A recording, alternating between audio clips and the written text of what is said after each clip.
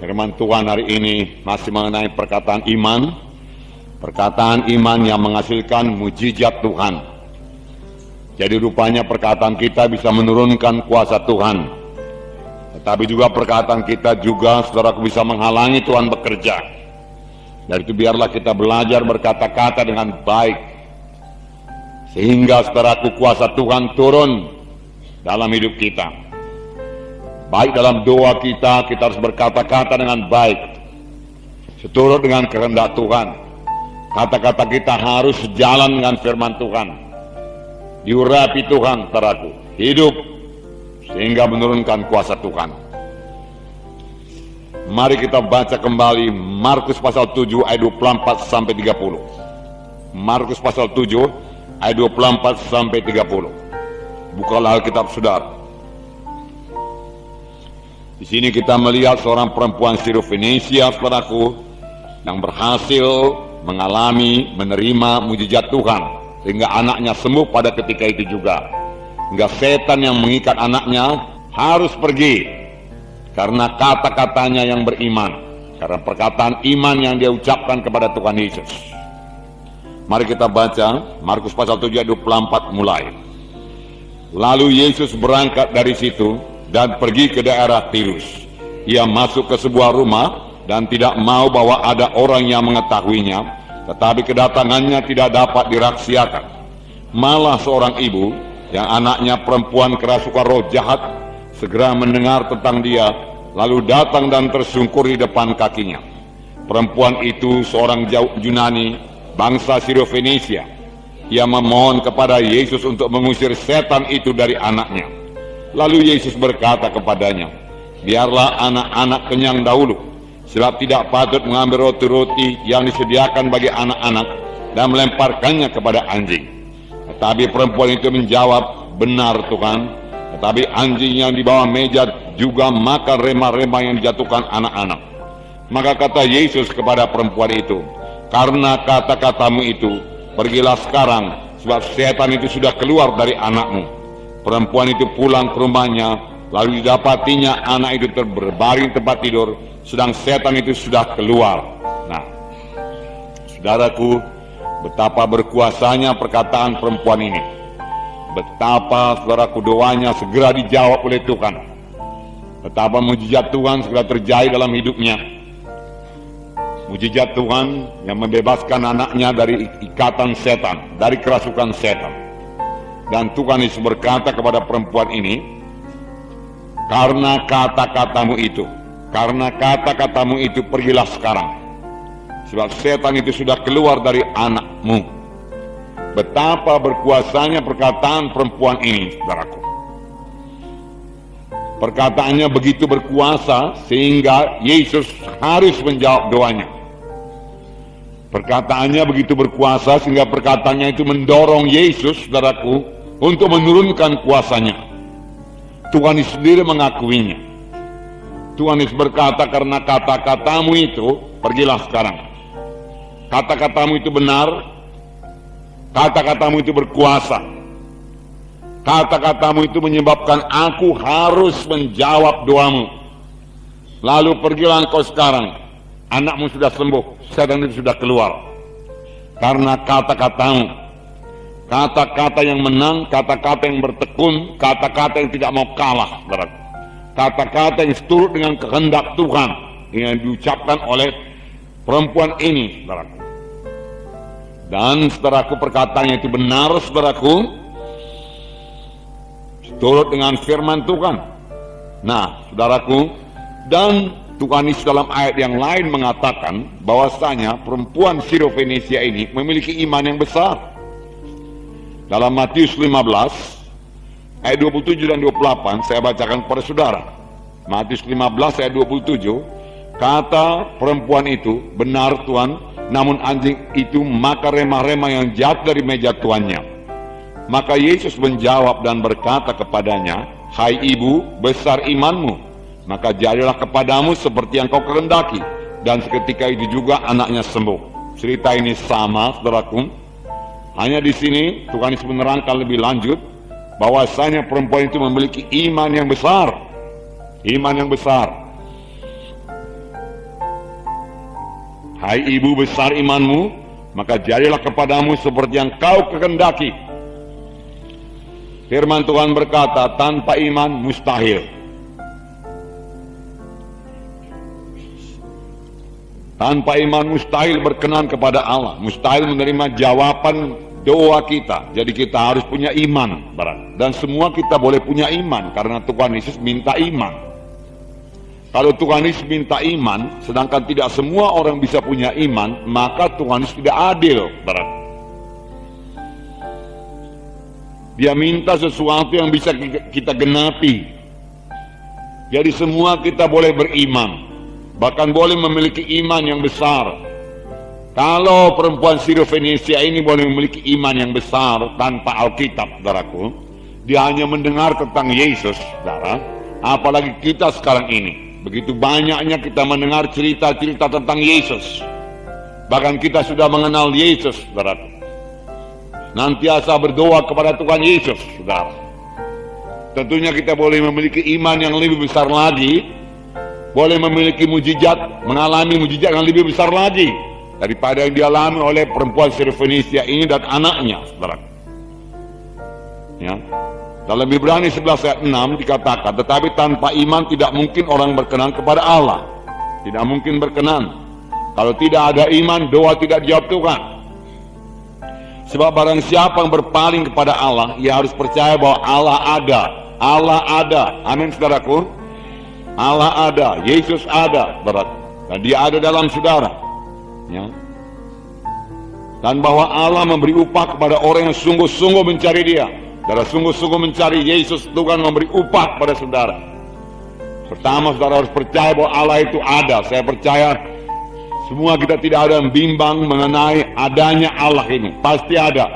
Ya. Tetapi kita juga harus percaya bahwasanya dia memberi pahala kepada orang yang mencari dia dengan sungguh-sungguh. Firman Tuhan berkata, dengan sungguh-sungguh mencari dia, yang sungguh-sungguh berdoa kepadanya, tidak akan diabaikan. Apalagi yang bersungguh-sungguh berdoa dengan iman kepada Tuhan Yesus, saudaraku. Tuhan akan berkata sebagaimana dia katakan kepada perempuan Sirofenisia ini. Besarlah imanmu, dia katakan, pulanglah dan anakmu sudah sembuh.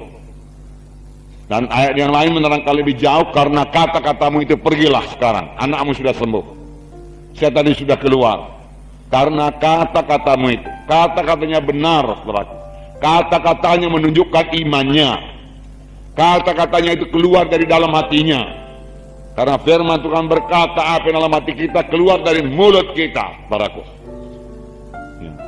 Jadi rupanya dalam hatinya dia sungguh percaya, saudaraku, bahwasanya Yesus pasti menolong dia, pasti sanggup dan pasti mau menolong anaknya hingga anaknya sembuh, saudaraku. Nah, ada sekali lagi Tuhan Yesus berkata mengenai iman yang besar dalam Matius pasal 8, juga bukan kepada orang Yahudi, saudaraku. Matius 8 ayat 5 sampai 13. Matius 8 ayat 5 sampai 13. Mari kita baca bersama-sama.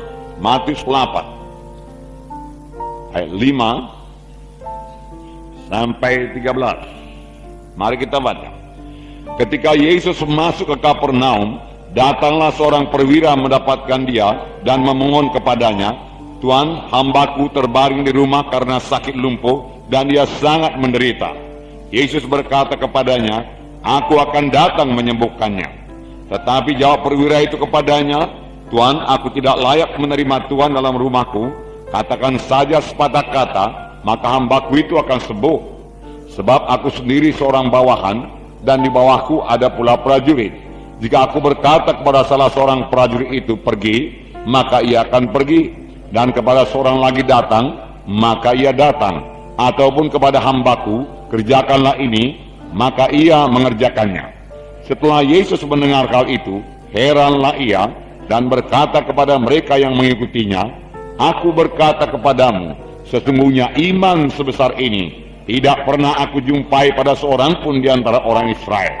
Aku berkata kepadamu, banyak orang akan datang dari timur dan barat dan duduk makan bersama-sama dengan Abraham, Ishak dan Yakub di dalam kerajaan sorga.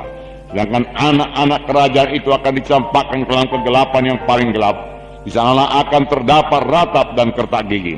Lalu Yesus berkata kepada perwira itu, pulanglah dan jailah kepadamu seperti yang kau percaya. Maka pada saat itu juga sembuhlah hambanya. Jadi sungguh dia percaya hambanya itu sembuh. Karena firman Tuhan berkata, jailah padamu sama sebagaimana yang kau percaya. Dan sembuhlah hambanya pada ketika itu juga. Berarti sebelum hambanya itu sembuh, pada waktu dia datang kepada Tuhan itu, dia sudah yakin hambanya sembuh. Dia sudah percaya hambanya pasti sembuh. Dan Tuhan berkata, sama sebagaimana yang kau percaya jadi padamu. Dan hambanya itu sembuh pada ketika itu juga. Saudaraku, apa yang kita percayai, saudaraku? Kalau Tuhan memberikan kepada kita perkataan yang berkata, sama sebagaimana yang kau percaya jadi padamu, apakah yang sudah kita peroleh, saudaraku? Adakah kita sudah beroleh kesembuhan kita, saudaraku? Karena kita percaya sungguh-sungguh aku pasti sembuh. Bahkan kita percaya aku sudah sembuh. Dengan tidak bergantung kepada gejala-gejala, saudaraku. Tetapi bergantung kepada apa yang dikatakan Tuhan. Dan Tuhan tidak pernah bohong, saudaraku. Apa yang janjikannya pasti dia genapi, saudaraku. Adakah kita mendapat, saudaraku, apa yang kita percaya itu?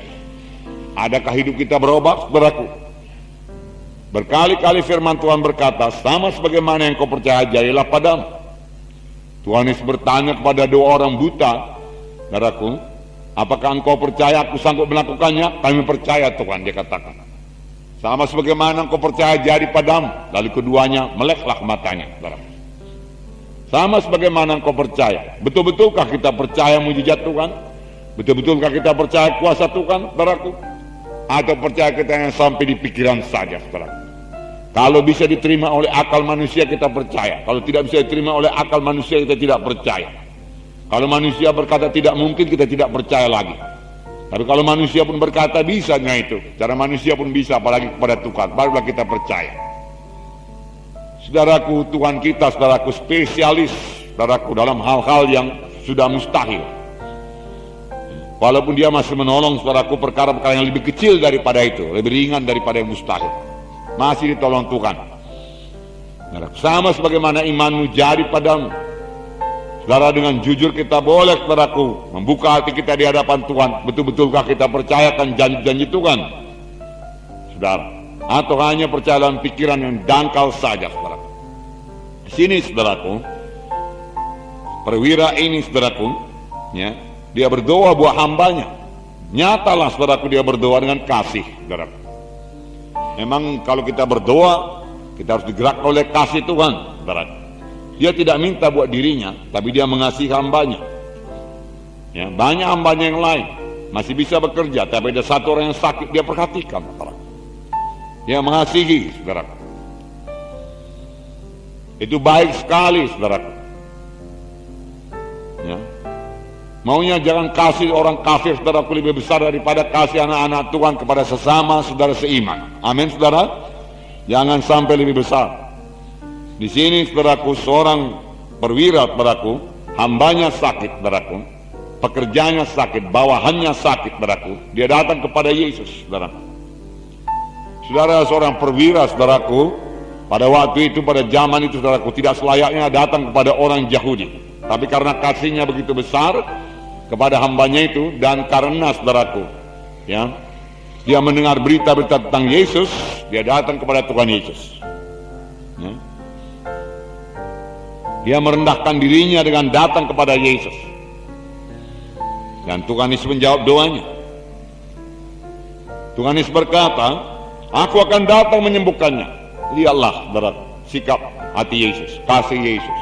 Aku akan datang menyembuhkannya, Tuhan Yesus berkata. Tuhan Yesus tidak pernah menolak permintaan dari orang-orang yang sungguh-sungguh datang kepadanya. Apalagi dari orang yang sungguh-sungguh beriman minta kepadanya. Aku akan datang menyembuhkannya. Untuk itulah aku datang. Aku datang untuk mengangkat penyakit-penyakit. Supaya kamu sembuh daripada penyakitmu. Aku akan datang. Yesus tidak keberatan berjalan kaki. Bahkan Yesus tidak tanya lebih dahulu berapa jauh rumahmu itu, hai pengeluh laskar. Dia tidak bertanya demikian. Oh, 5 kilometer, enggak bisa lah itu, aku perlu sekarang. Ada urusanku yang lain. Dia tidak berkata demikian. Aku akan datang menyembuhkannya. Tapi pengeluh laskar ini telah punya iman. Dan firman Tuhan berkata, iman yang sebesar yang belum pernah kujumpai di antara orang Yahudi sekalipun. Katakan saja sepatah kata Tuhan.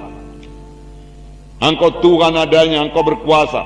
Dahulu langit dan bumi Engkau jadikan dengan perkataanmu Tuhan. Dia berkata. Sekarang apalagi kesembuhan yang kecil lah itu. Langit dan bumi, matahari, bulan dan bintang Kau katakan jadi, apalagi kesembuhan jauh lebih kecil. Pastilah sembuh Tuhan, pasti sembuh.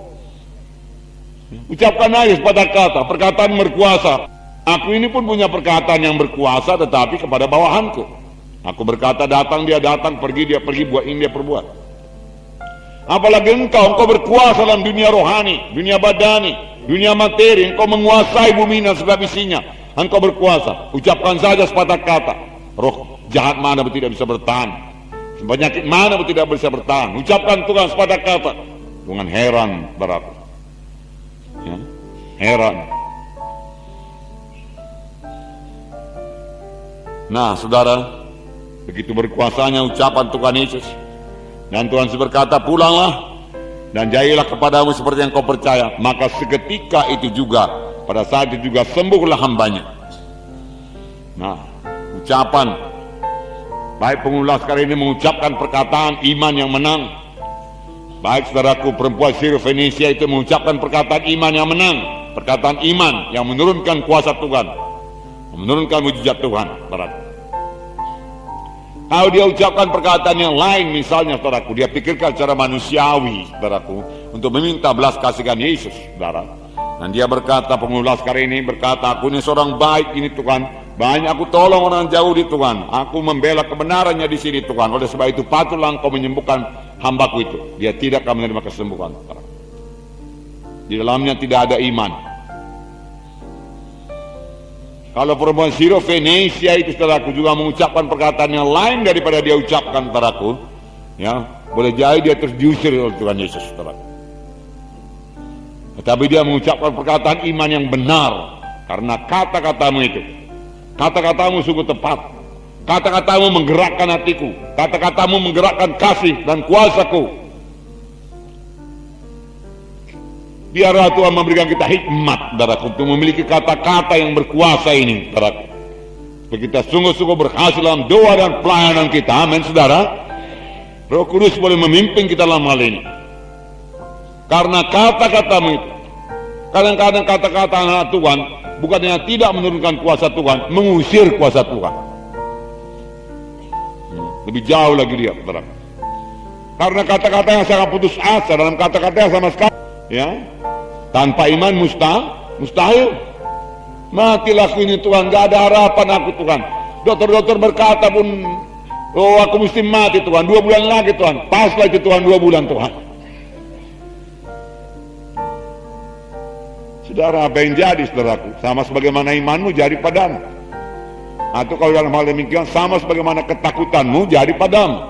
Firman Tuhan pada hari Minggu, ya, mengenai Ayub, apa yang kutakutkan jadi mendatangi aku, jadi kepada aku, dia katakan. Iman bekerja padaku, positif menuju kemenangan, negatif juga bekerja. Sama sebagai persneling mobil. Dalam masukkan gigi 1 dia maju ke depan, dalam masukkan gigi atrek mundur dia mundur, saudara.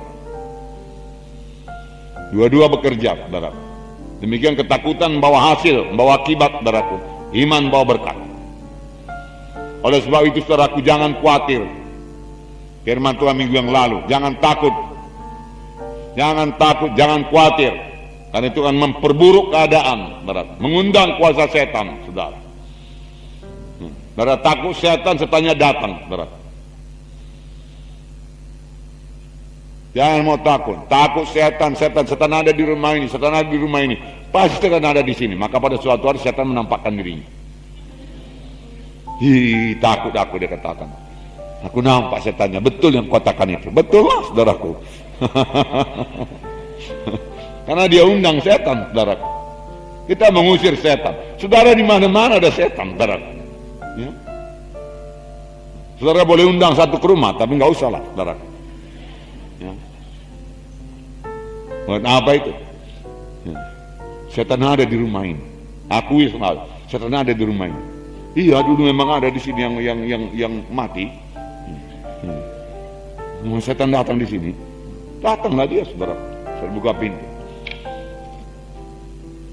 Usirkan saja dalam nama Yesus, saudaraku. Nah, saudaraku, kalau misalnya perempuan ini diam saja, saudaraku, perempuan Sirofenisia diam saja, saudaraku, maka dia juga tidak akan menerima mujizat Tuhan. Atau dia berkata dalam hatinya, Tuhan Yesus namanya Tuhan, dia mengetahui segala perkara, dia tahu anakku sakit, dia penuh dengan belas kasihan, kalau dia mau dia akan menyembuhkan anakku, dia berkata dalam hatinya, saudaraku, maka dia juga tidak akan sembuh, anaknya tidak akan sembuh kalau dia diam saja, saudaraku. Kalau dia ucapkan perkataan yang salah, seperti saya katakan tadi, kuasa Tuhan juga tidak akan turun. Oleh sebab itu sangatlah, biarlah kita sangat berhati-hati, saudaraku, dengan perkataan kita, saudaraku, dengan doa kita, saudaraku. Kalau perempuan yang mengucapkan perkataan yang salah, doa yang salah, dia tidak menerima kuasa Tuhan. Kalau dia diam saja pun tidak ada kuasa Tuhan turun. Jadi, saudaraku, kita pelajari satu perkara yang penting, saudaraku. Kita harus mengucapkan perkataan iman, dan perkataan iman ini tidak bisa digantikan dengan apapun juga. Iman harus diucapkan. Itu pelajaran training. Tanpa diucapkan iman tidak bekerja. Nah, cuma dipikir-pikirkan aja perkataan Tuhan, disetujui firman Tuhan, saudaraku, saudara, tapi tanpa mengatakannya tidak akan menurunkan kuasa Tuhan. Aku setuju dengan firman, tapi dalam hati percaya pada firman, dalam hati aku tidak akan mengatakannya, Tuhan, malu aku, Tuhan. Malu. Semana pula dibilang ada uang, nggak ada uang.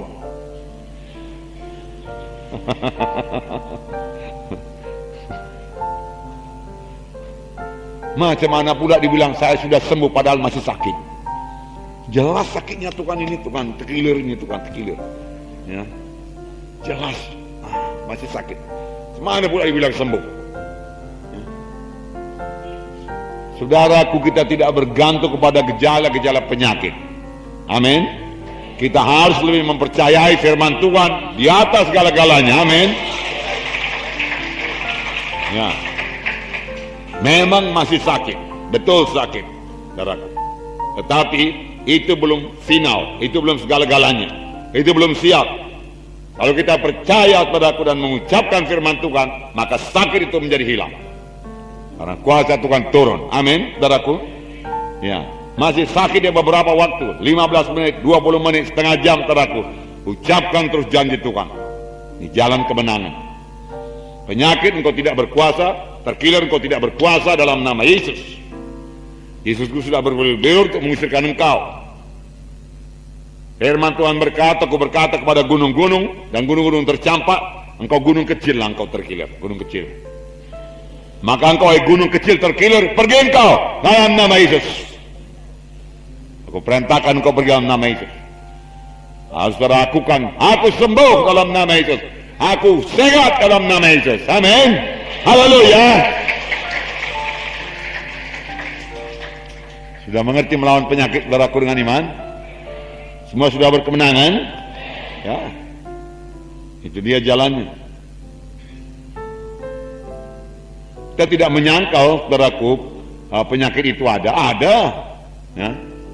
Tetapi penyakit kalah oleh perkataan iman, karena perkataan iman menurunkan kuasa Tuhan.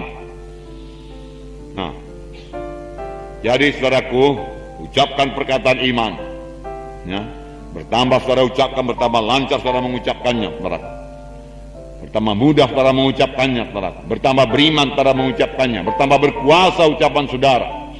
Dan Tuhan akan berkata, karena kata-katamu itu, pergilah, engkau sudah sembuh. Amin. Ya. Karena perkataanmu itu, pergilah, engkau sudah kuberkati. Amin. Ya. Karena perkataanmu itu, pergilah, aku sudah mengurapi engkau. Letakkan tanganmu atas orang sakit, lalu orang itu sembuh. Amin. Haleluya.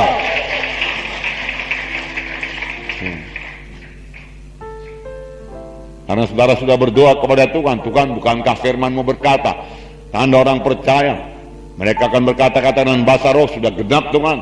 Mereka akan mengusir setan dalam namaku, sudah genap Tuhan.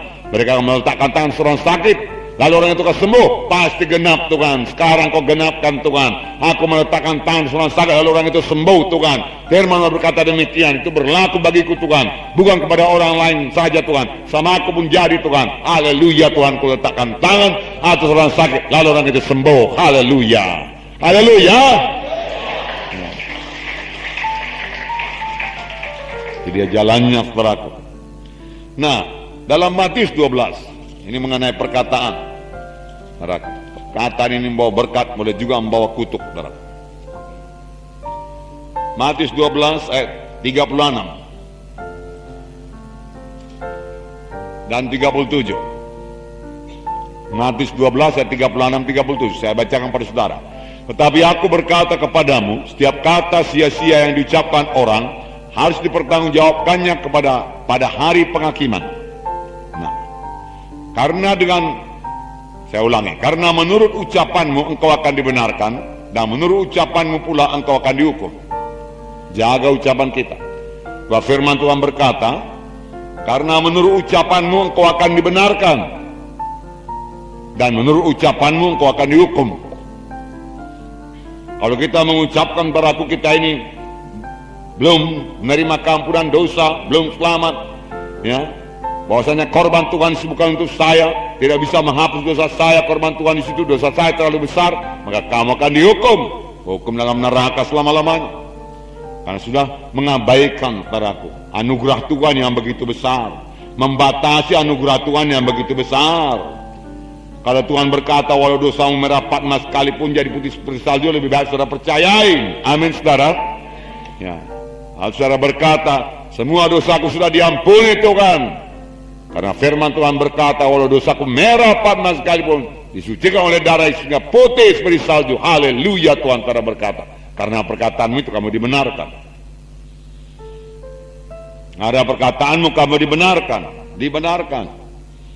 Tapi bisa juga dihukum.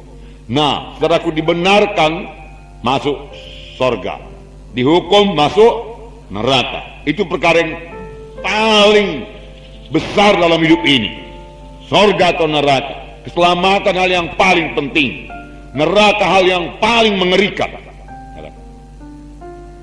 Itulah kutuk yang paling dahsyat yang bisa menimpa manusia ini. Nggak ada kutuk yang lebih besar daripada itu. Nah, itu ditentukan saudaraku dengan perkataan. Betul saudara? Dengan perkataan. Kalau perkara yang besar begitu ditentukan oleh perkataan, apalagi perkara-perkara yang kecil dalam hidup sehari-hari ini. Perkara mendapat pekerjaan, nggak mendapat pekerjaan yang baik, pekerjaan yang tidak baik, ditentukan oleh ucapan. Amin saudaraku. Perkara berkat materi, perkara kebutuhan hidup ini ditentukan oleh ucapan.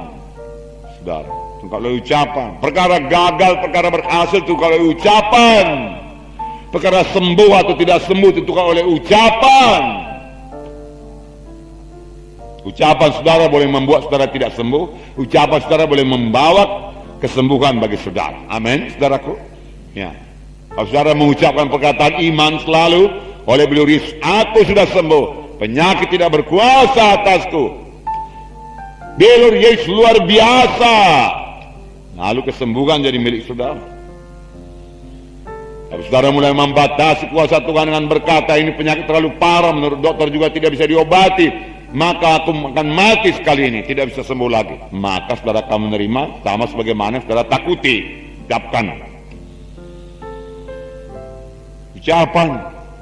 Tuhan Yesus berkata, ini perkataan Tuhan Yesus sendiri. Aku berkata kepadamu, akan tiap-tiap perkataan yang sia-sia yang diucapkan.